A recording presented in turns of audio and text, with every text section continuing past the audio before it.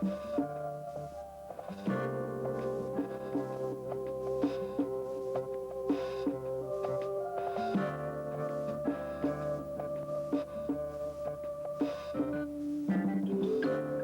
and its people are the least known and the most written about of all the important things in history.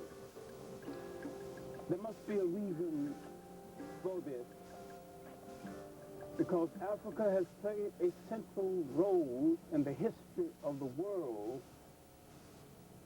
and too many times it is looked at as a sideshow.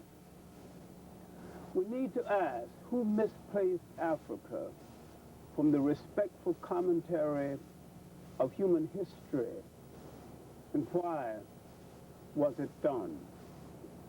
We at least need to look back to the 15th and the 16th century, the rise of Europe the second time, the opening up of what is referred to as the New World, the need for labor, the people, that so-called New World, the need for a rationale to capture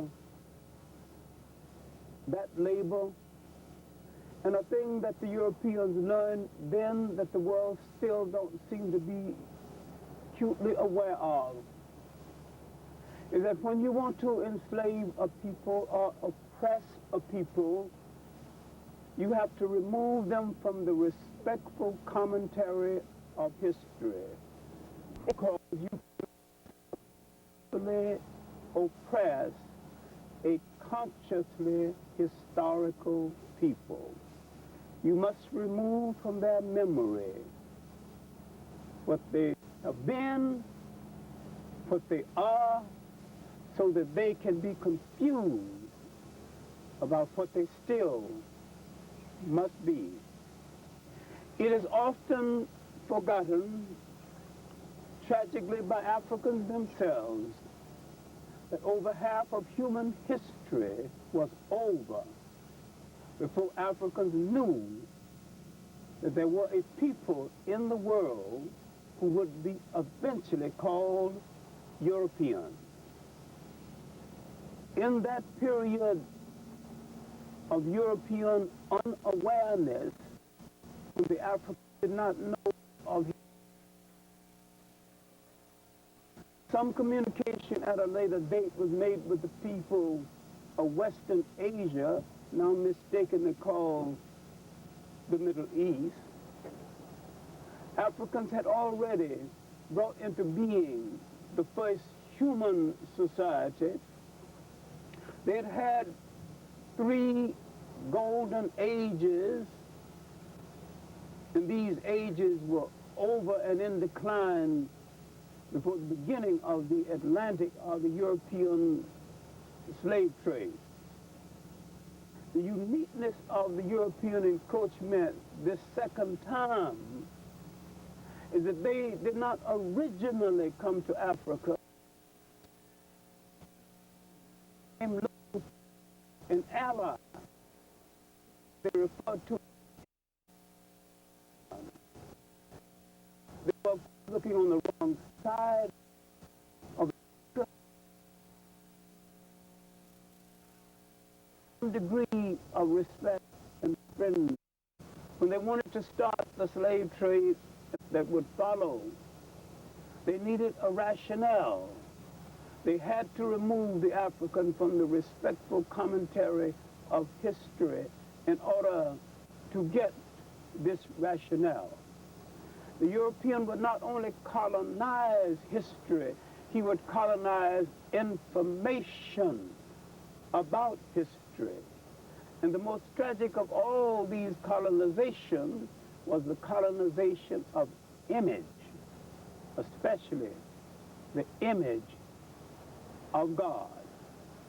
There is a need to look at Africa before foreign contact, especially the contact with Western Asia, before the European contact and examine the consequences of this contact and remove from your mind a standard myth that is universal, and that is the assumption that the conqueror and the invader is a civilizer. Because it is a myth, we have not examined the fact that no one has ever civilized anyone, any place in world history. Conquerors and invaders do not civilize. They do not bring civilization. They bring their way of life. And they install their way of life at the expense of the indigenous way of life of the people they conquer. They learn something that still prevails throughout the world. You cannot successfully oppress a consciously historical people. Once a people understand the nature of their history and what history is supposed to do for them, if they study the past, they might understand something about the present and be in a position to chart the future. History, as I have often said, is a clock that man needs to tell his political and cultural time of day. It is also a compass that man needs to find himself on the map of human geography. History is the basis of all the honorable endeavors of a people. A people's relationship to their history is the same as the relationship of a child to its mother. Inasmuch as Africa has played a major role in bringing into being all of the elements that man used to create what he now refers to as civilization and a technical, philosophical way of life, we need to find out how he lost it and what he did with it. Now, I have separated African history into three golden ages: ages of prosperity, ages of state building, ages of splendor, ages of war and victory, but ages of sovereignty. It is often forgotten that for most of the existence of African people on this earth, African people were in control of themselves. And they built good and meaningful societies, had their share of internal differences and disputes, far less than most people, create societies that lasted 1,000 years without a jail system or a word in their language that meant jail, created social systems, no word in their language that means orphanage, because no one had ever gone to one, no word that meant nursing home or old people's home, because no one had ever gone to one of them. And the structure of these societies was based on the structure of the family, subsequently the state, the village, the community would be based on the same structure. Foreigners did not understand these structures because the foreigners did not understand the spiritual way of life of the Africans. To the everlasting credit of the African did not contribute any religion to the world. He contributed a spiritual way of life out of which foreigners created religions and turned them all into chauvinistic murder cults to justify their conquest. The African looked at God holistically, but had no word in his language that spelled G-O-D. And yet, his spirituality was part of his total existence. It was not a weekend thing. It was not a Sunday thing. It was part of his whole life.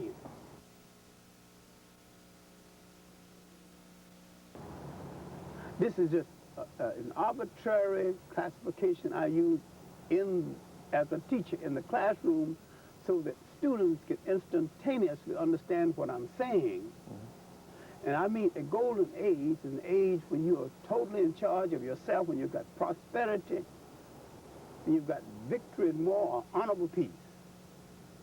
When your people have enough to eat, there are no beggars, no homeless, and when the leader of the country is the guardian of the wealth and not the owner of the wealth. Now, I say this first golden age was from the beginning of organized societies, the development of early man in East Africa and in Northeast Africa, the beginning of the migrations of Africans down the Nile River to create a nation at the end of that river when it dumps into the Mediterranean that the Greeks would later call Egypt. The ancient Africans never called that nation Egypt. It was an African nation and not a Western Asian or Middle Eastern nation.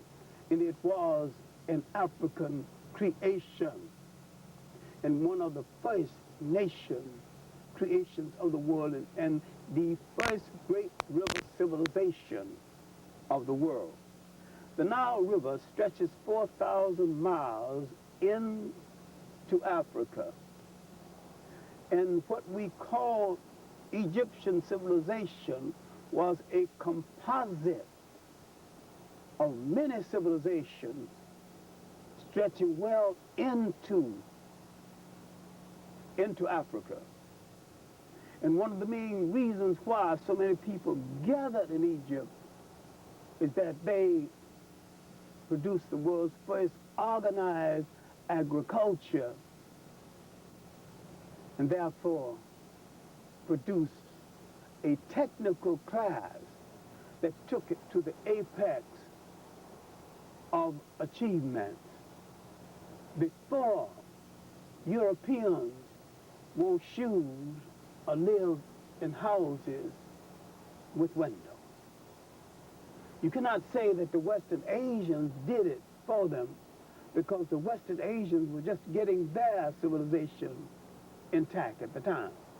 You cannot say the Europeans did it for them because in the early part of this achievement, there was no Europe. In fact, there was no Europe in ancient times. There was no place in the world with the name Europe on it at the time the great river civilization of Egypt was getting well underway.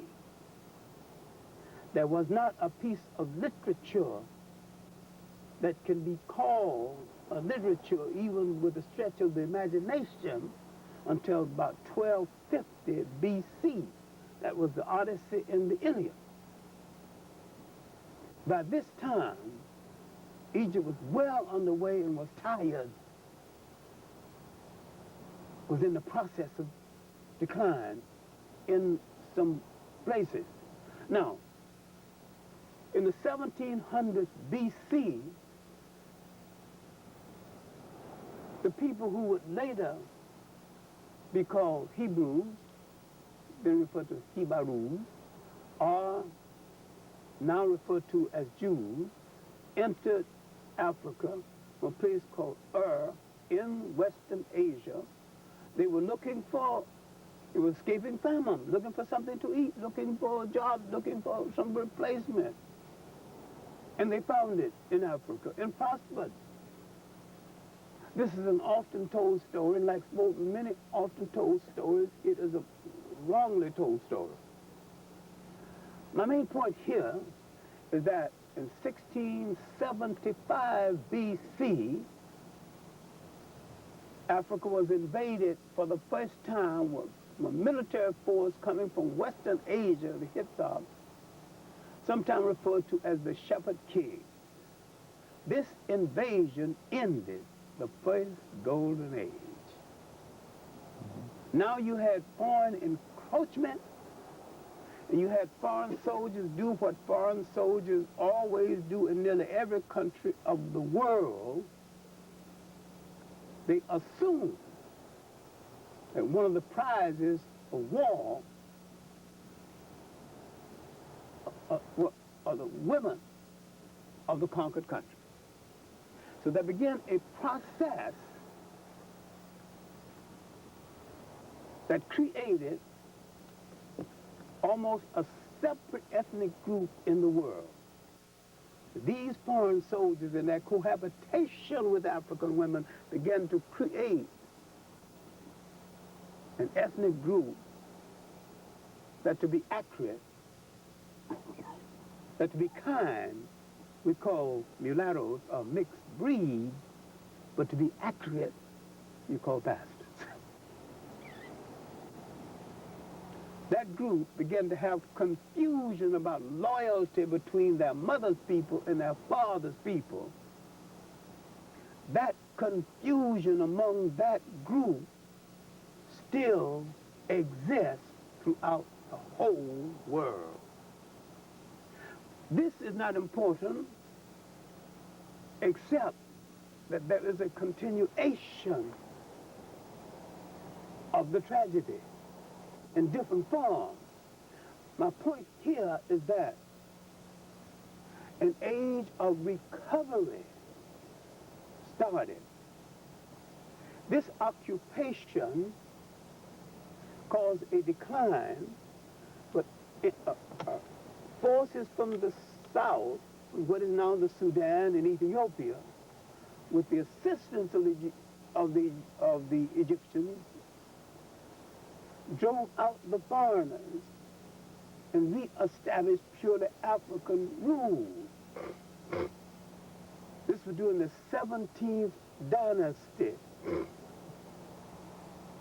This would make way for the mighty 18th dynasty. Standing at the head of it was a woman, almost Nefertari, Hatshepsut, a family called Tatmi.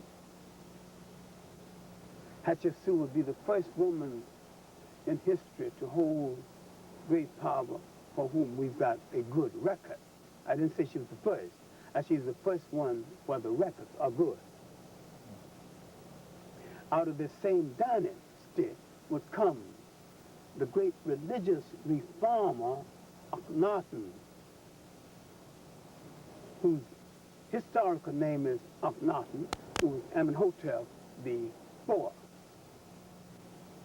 son of the great Queen T.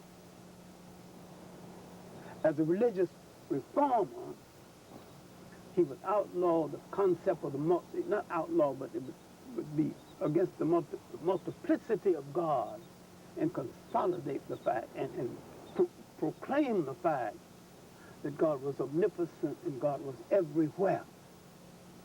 And God could go everywhere.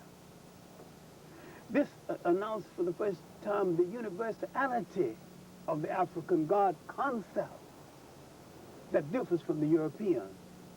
Because the African, when he saw the European come to his country and build a house, and called it the house of the Lord, he laughed because God is so big he can't fit into a house. Because what the European was doing was against the Africa's God concept. His concept is that God is as big as the sky, and he is. Big as the ocean, and he is. Big as everything, and he is. That he is in everything, and he is. But most important, he's a part of you, and he is. There are many opinions about it, but in my opinion, the 18th dynasty was the apex of the second golden age.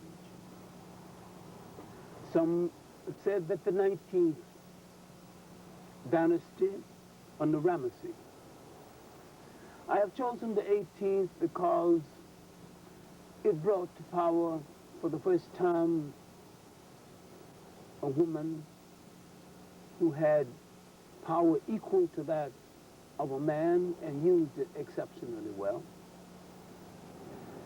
It also brought to power the brother, Thutmose III, Hatshepsut's brother, who learned under her tutelage, although he didn't exactly appreciate it, and became one of the finest pharaohs Egypt ever knew.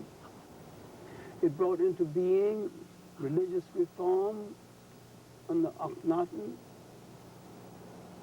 who loved life so well he would not crush a flower, and who, with his wife Nefertiti, humanized the Egyptian monarchy. And near the end of this dynasty, it would bring into being probably one of Egypt's most famous kings. I call him a teenage king who married well, but got buried well, ceremoniously. Unfortunately, they found his tomb intact, and he's famous for the finery of his tomb, but his achievement is rather nil.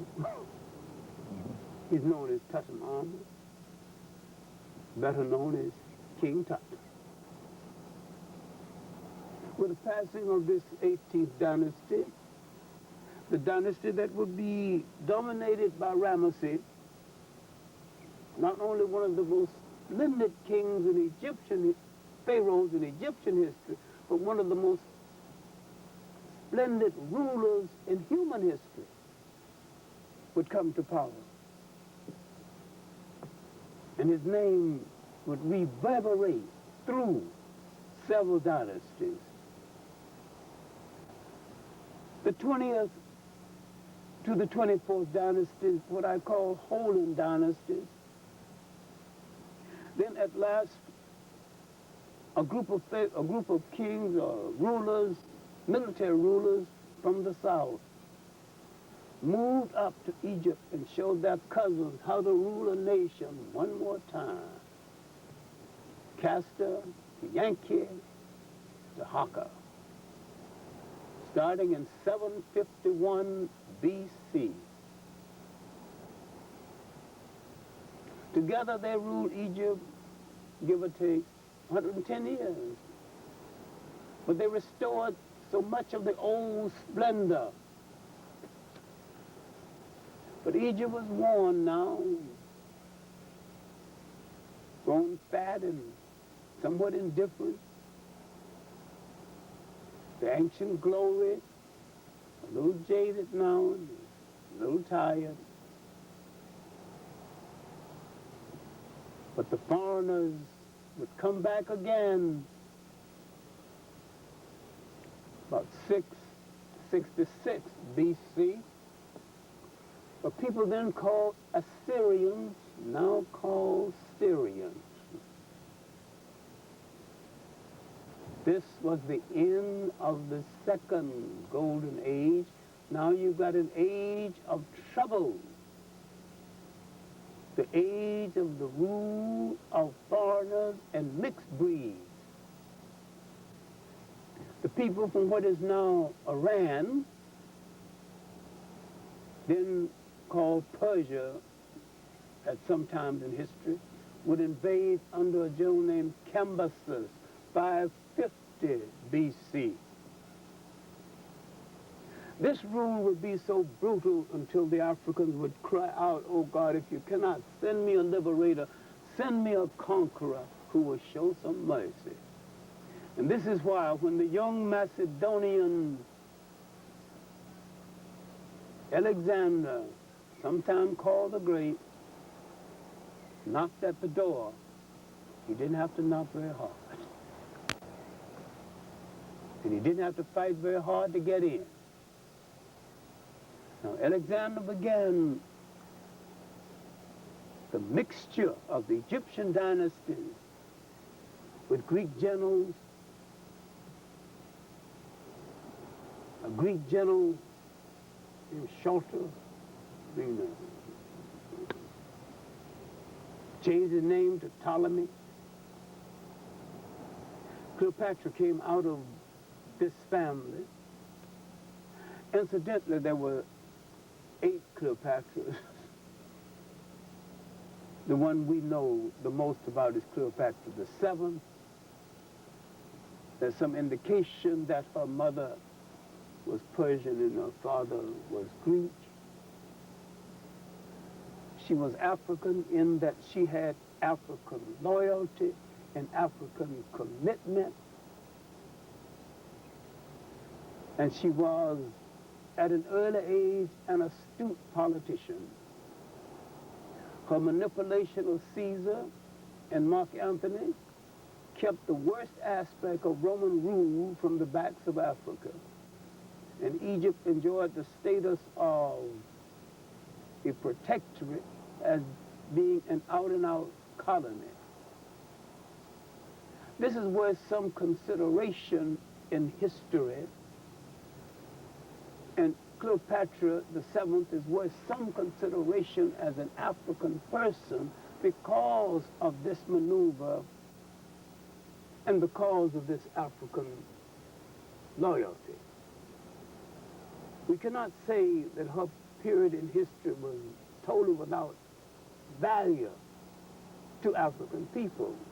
So culturally, religiously, and in commitment, she belongs to Africa. Though there is in all probability that she could have been lacking in African blood. This period, the 1st century before Christ, a turbulent period when that intermediate period between the ages was about over. Greek aspirations began to decline. Roman aspirations rose. The Romans did not want to share part of the Mediterranean trade. They wanted complete domination.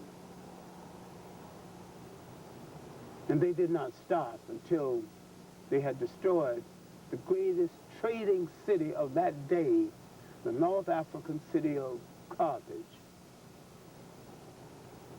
It is an academic tragedy that the story of Carthage is told by conquerors, missionaries, adventurers.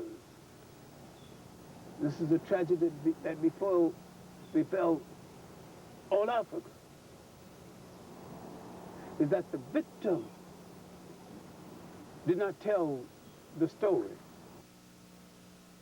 There were other great river civilizations in Africa that needed some consideration. And I think the second of the great river civilizations in Africa was the civilization of the Niger River. It was really on the Niger and its tributaries that great independent states, Ghana, Mali, Songhai, the Yoruba states, the Asante states, further to the south, are developed. It was here, in this basic area of inner West Africa, that the Africans brought into being the last great independent states before the slave trade spread inland. I'm saying that the African bringing these states into being at the same time, Rome was declining in North Africa. We're talking about the period from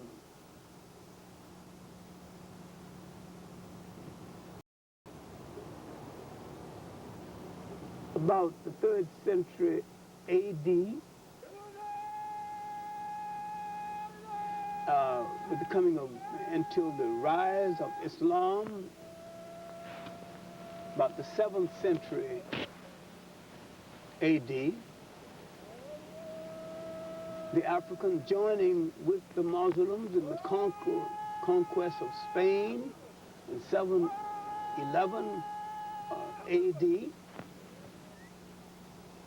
Islam moving down into Africa, not as a civilizer, but as a fertilizer and a stimulator of civilization that were already intact, but not the creator of a civilization. There's no Islamic civilization in Africa.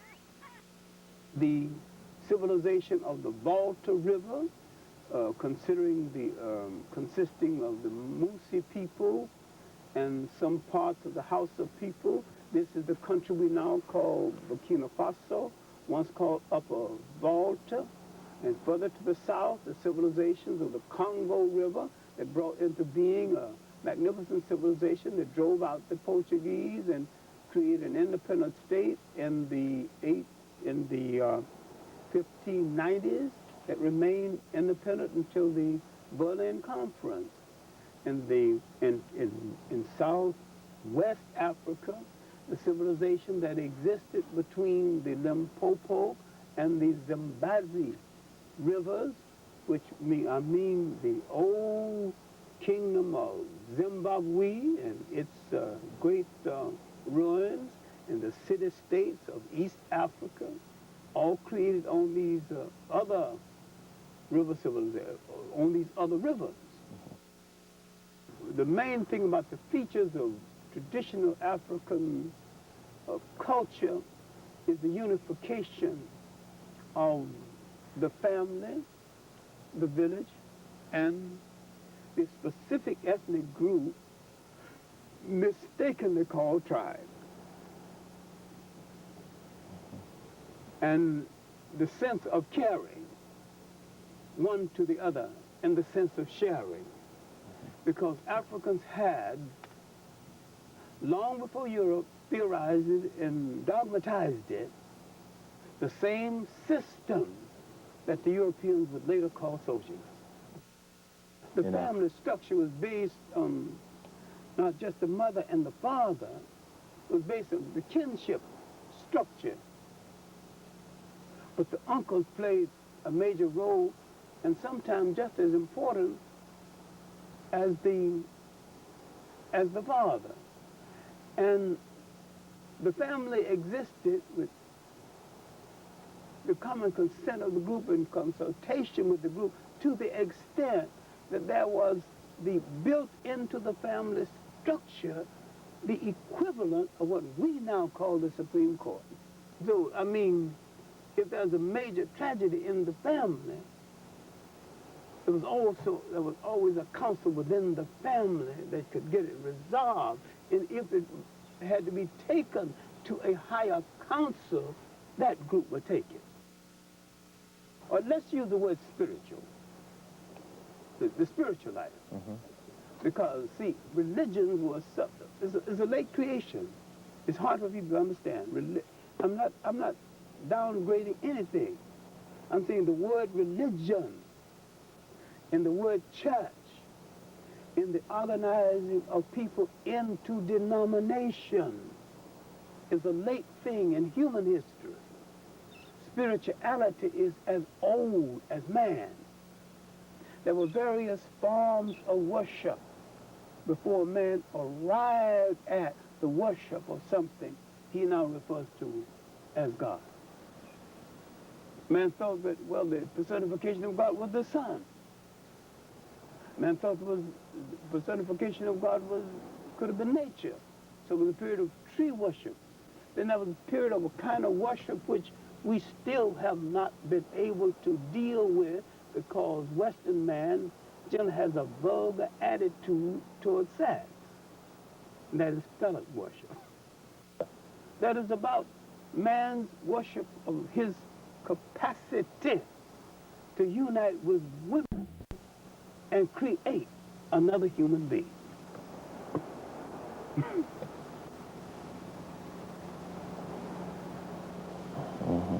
Which is a thing of, which to him was a thing of holiness, not a thing of promiscuousness. That aspect of African society has been totally misinterpreted by anthropologists who were the forerunners of Western races. Well, intermittently, Africans have been enslaved for thousands of years. But the first people to enslave Africans massively and to start a massive slave trade out of Africa were the Arabs. The Arab slave trade lasted 1,000 years before the European or the Atlantic slave trade started.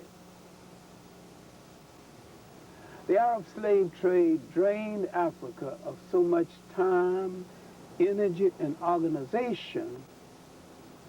It lacked these essential forces in order to combat or stop the European slave trade. But the Arab slave trade was mostly concentrated in East Africa and from North Africa into inner West Africa. During the latter part of the European slave trade, the Arabs began to play a role in the West African slave trade. But we could say the Arabs first in massive numbers, and the Europeans second. This is documented in UNESCO documents 2, slave trading, titled Slave Trading in the Indian Ocean.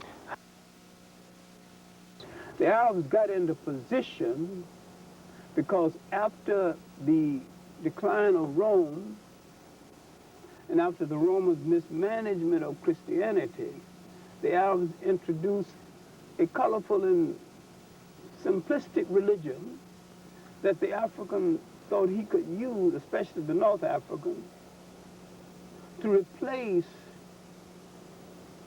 the confusion left by the Romans' mismanagement of early Christianity. But the African did not know then, and to a great extent does not know now, that all he was inviting was another conqueror, another enslaver, and another person using religion as a rationale for oppression. But the Arabs in East Africa generally moved down and rendered a service to the Africans, married into African families, cohabited with African women, and eventually produced several generations of mixed Africans and Arabs who helped facilitate the East African slave trade. They facilitated it because prior to that, the Arab was not permitted inland. Now that they have produced a group of Africans, descendants of Arabs, children of Arabs, whose face, in some cases, was the same as that of Africans, they can go inland and do their father's work without detection. So the Arabs, we took them into different parts of West Africa. Some of them went to India. Earlier than that, even before Islam, Africans were going to India as mercenary soldiers, fighting in the armies of the Maharajas. Some of them were mercenaries, some of them were slaves. Africans were being sent to different parts of of Asia. That's why that accounts for the large number of Africans in India now, and some of them are the people called untouchables, people of African descent. In the inquiry about where the Africans of the Arab slave trade were taken, we have forgotten the fact that the Portuguese were driven out of West Africa in the 1600s by the British and the French. And they moved their slave trading around to East Africa. There was a partnership between the Portuguese and the Arabs. And a lot of these slaves were sent to Brazil and parts of South America and parts of America into the general slave market in America. The tragic confusion here is that some Africans thought the Portuguese went to the Portuguese for help against the Arabs. Some went to the Arabs for help against the Portuguese without understanding that the Arabs and the Portuguese were partners against the Africans. The slave trade did not even begin as a slave trade as such. The Europeans came down the coast of West Africa around 1438. They did not begin to take slaves out of Africa until 1442. Between 1442 and 1492, there was really nothing for slaves to do because the plantation system of what is called the New World had not been opened up. There was some experiment with slavery in the Canary Islands, especially the island of Madeira. This did not work out. But with the Portuguese establishment of slave forts in what is now Ghana, starting in 1482, when they built the fortress Elmina, or the mines, which indicate that they first come there looking for gold, and they ended settling for black gold, which is the African's body, that the beginning of the building of these fortresses is among the slave forts, about 42 or 46 in West Africa, about 36 are in Ghana, which tell you that Ghana was the headquarters of the European slave trade. What is now Ghana was the headquarters of the European slave trade. Now, there were some French boats built inland, but nearly all of the slave-holding fortresses were built along the coast. The most famous coastal slave port for the French is Gorée Island, off the coast of Senegal.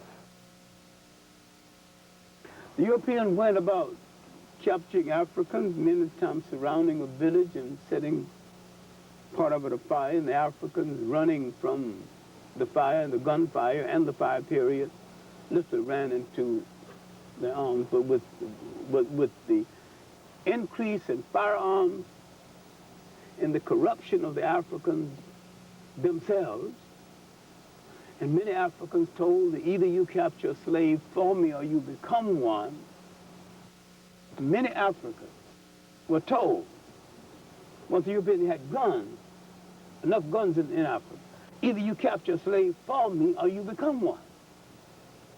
So many Africans went into the trade to keep from being sold into slavery themselves. So now the Europeans had played the cruelest aspect of the game of divide and rule. He turned the African against the African. Some Africans sold other Africans for self-protection, and some Africans sold other Africans because they were corrupt. These corrupt Africans remained corrupt until the end of the business, and some after the end of the business. But a point needed to be made. The European slave trade was an industry, a three-continent industry involving a revolution in maritime skills, boat building, and maritime movement. No matter what the Africans did or did not do, he could not have built an apparatus of this nature because he did not have the contact. I am not trying to free the African for what he did in the business, for his participation. I am saying that had there been no market for the slave, there would have been no slave trade. And the market for the slave was created by the Europeans in opening up South America, the Caribbean islands, and the Americas. The destruction of the indigenous population, mistakenly called Indians, and the request to increase the African slave trade to save them, the initial request coming from Christopher Columbus through Father Bartholomew de las Casas, who came over on his third voyage.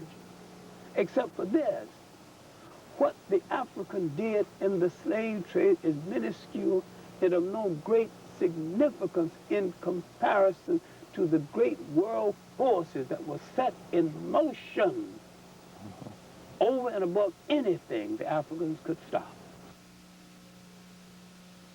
Mainly West Africa. Mainly West Africa, west coast of Africa. What time? The period was from 1442 until the slave trade began to taper off in the 1800s, and the British began to outlaw slavery, the movement of slaves at sea, 1807. This would lead to a war in 1812 between England and the United States. In the 1830s, the British began to pay off the slaveholders in the West Indies to compensate them to free their slaves. And this is one of the most bogus, fraudulent acts in history, and a whole lot of people misunderstand it to this very day.